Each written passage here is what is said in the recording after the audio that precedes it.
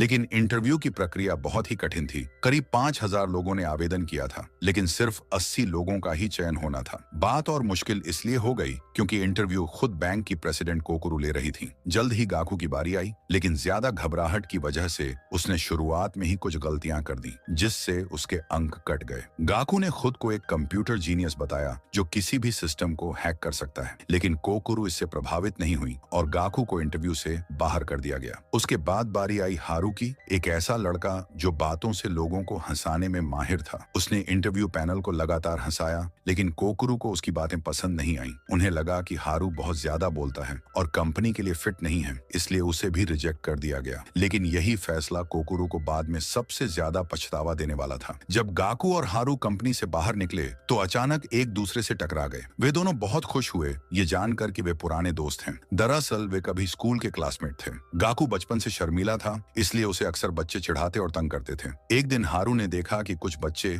गाकू को परेशान कर रहे हैं, तो उसने गाकू की मदद की और उन बदमाशों को पीट दिया। लेकिन तभी एक ट्रक वहां से गुजरा और एक सुरक्षा कैमरे ने हारू को लड़ते हुए रिकॉर्ड कर लिया। अगर किसी को यह वीडियो मिल जाता तो हारू को पुलिस के पास ले जाया जा सकता था। गाकू ने सोचा कि हारू ने उसकी मदद की है, अब उसकी बारी है एहसान चुकाने की। उसने लैपटॉप निकाला और सुरक्षा कैमरे की रिकॉर्डिंग को हैक करके हारू की लड़ाई का फुटेज हटा दिया। उस दिन से दोनों पक्के दोस्त बन गए, लेकिन ग्रेजुएशन के बाद उनके रास्ते अलग हो गए। अब वे फिर से मिले थे, लेकिन इस बार ड्रैगन बैंक दोनों को रिजेक्ट कर चुका था। गाकू की काबिलियत देखकर हारू ने एक आइडिया दिया, क्यों ना हम खुद की कंपनी शुरू करें। गाकू को यह बात पसंद आई और उन्होंने तुरंत स्टार्टअप की यात्रा शुरू करने का फैसला किया। भले ही उनके पास कोई ठोस योजना नहीं थी, लेकिन दोनों को अपने सपनों पर भरोसा था। अगले ही दिन वे काम पर लग गए। उनके पास कुल $400 पूंजी था। गाकू सोच में पड़ा था कि इतने कम पैसे में क्या किया जाए, लेकिन हारू ने तो पहले ही एक नई कुर्सी खरीद ली थी। गाकू ने पूछा, इतने पैसे कहां से आए?